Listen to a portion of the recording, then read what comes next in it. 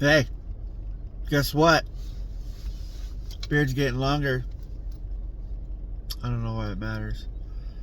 It got braided a couple days ago, and I pulled it out, and people were looking at me weird because it kind of looked like this. It was like the whole time. And I went to Walmart and tried to get it wet and go like this, and no. It was not the best experience, but I might have to braid this because it's just too long. I know if I don't, it just will just keep growing out, and I'll have to worry about it while I'm sleeping. I have to worry about it while I'm eating, because hair just gets everywhere. I think what I'll try to do is see if I can just trim it just a tiny bit. I haven't trimmed at the bottom yet because it's brown, and the rest of it's already gray. So I have all gray hair now. Well, besides the top of my head.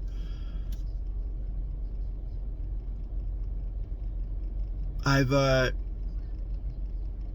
got started yesterday with 3D printing a mask, well, a cowl. It's in the process right now. I think it's more than halfway done. I was letting it go while I was at work last night, and I had the speeds down to kind of like the bare minimum, because you can change it from like not slow. It's not slow. It's just slower, and then normal speed, and then there's a turbo speed with the Cobra 2 Max. If you don't know, the max speed it can go is 300 millimeters per second. That's one of the fastest. It's not actually 300. It's like 500, but 300 is pretty quick for even a normal 3D printer. Most people do not print at higher speeds all the time for things, and maybe the ones that have their printers dialed in and set up because they're really informed and knowledgeable about how to get them tweaked to where they need to be when you're printing certain things. I don't have that knowledge yet. I'm certainly learning as I go, and I have messed up a lot. I have a whole bag full of stuff that's just garbage. I hope at some point in time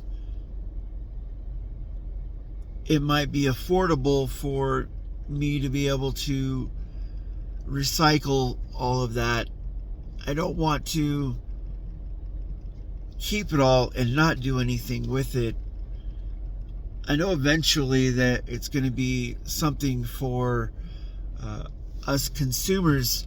I've already been seeing that on YouTube, just regular people making their own solutions, but that's not something that's feasible for me right now. So I'll wait. I'll hold on to it. Maybe I'll separate it all out with different colors, or leave it all together.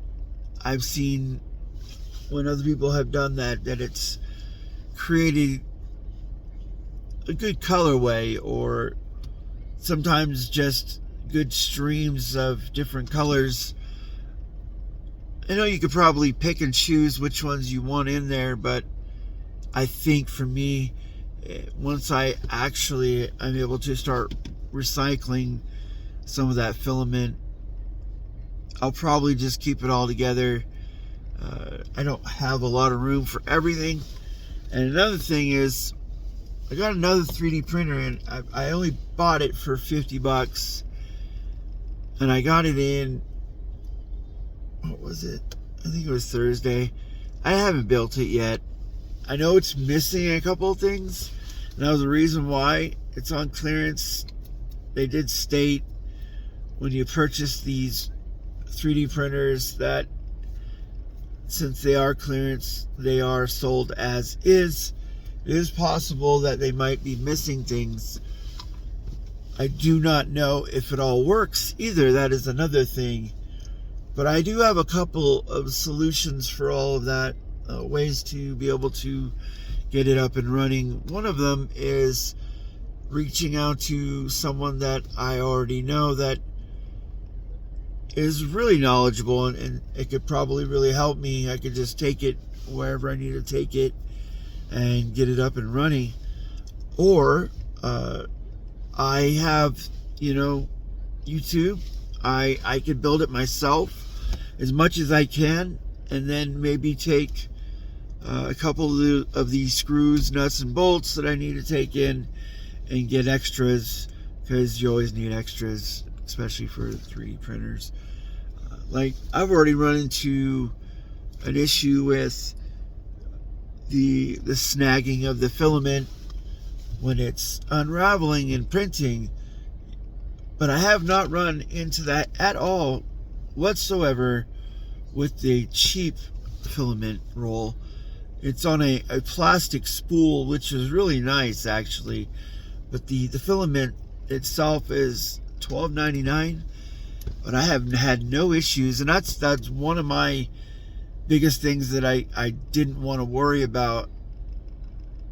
And I've already ran into that issue with the Anycubic filament that I got with the machine, and that was 2 rolls out of the 3 rolls that I've already used that it's had those issues. Now I could unravel them and roll them up.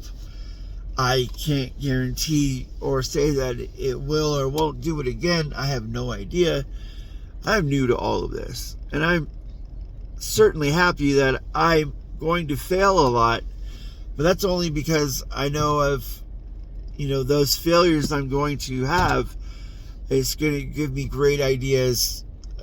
I've already know a couple things I need to work on or get started with to create a project, but I have a lot of other things I want to get out of the way. One of them is printing masks. I want to be able to do a couple of them, maybe a handful of them, and using different colors, speeds, different filament company types, so it'll be a little bit longer than I've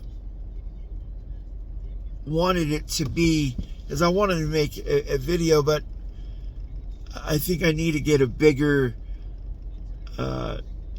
scope of printing in general, and just gaining a lot of knowledge, because there's a lot to learn. I haven't even gone through even the smallest of things that a lot of people go through with tinkering with these printers.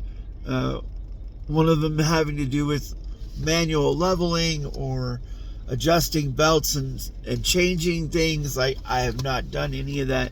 I didn't even change my nozzle, which I do need to do eventually once I get in my 0.6 nozzles, and I have 0.4, a whole bunch of them now, but I need a 0.6 so that way I am able to print some finer detailed prints that I've been wanting to do, especially with what I've already noticed right now. It doesn't really help me when I want to print something small, a little bit of detail, and it just, I still need to dial in like the heat settings and the bed setting just for the adhesion initially when it first starts printing. that's something I didn't know that I could go a little bit higher with, but since it's all new to me, I'm learning as I go. The only reason why I found out about raising the bed level for adhesion, and now is just because this cowl that I'm printing now, it actually had those settings through the Prusa slicer, and I know this is all probably stuff you don't know at all. I'm just randomly throwing things out that I've learned, you know, so I just had to put that out there. But I just don't want to lose train of thought, because I'm tired. It's my Monday, so I don't normally get a lot of sleep on my Mondays, so I want to be able to get inside and see how far I have with that print. I'm going to have to change the colors, so it's going to be two-tone. I don't know if I want to use black or white or clear. I have a clear color too, but I don't think I want to use clear on it. It would be cool though if I were to use the front face part, but I'll have to paint it anyways. So, but anyways, I lost train of thought, so we're gonna move on and get out of here. I have to go to bed. I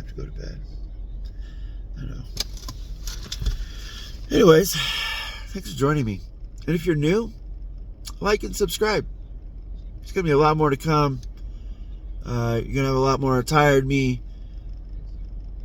because going down this path, I've already noticed that it eats at your soul. You spend a lot of time just looking and making sure that, you know, adjusting settings as you go. It's not like you set it and forget it. And I know I could have probably paid more money to buy a little bit more expensive but a well put together 3D printer, but I think doing it this way, even though this printer is huge, it's going to allow me to be able to delve into it, even if I don't have to do everything that a normal person would have to do with a cheaper 3D printer, which I'm already going to have to learn anyways with this 3D printer that I got for $50. So it's going to be fun. So join me. Talk to you later. Have a good weekend.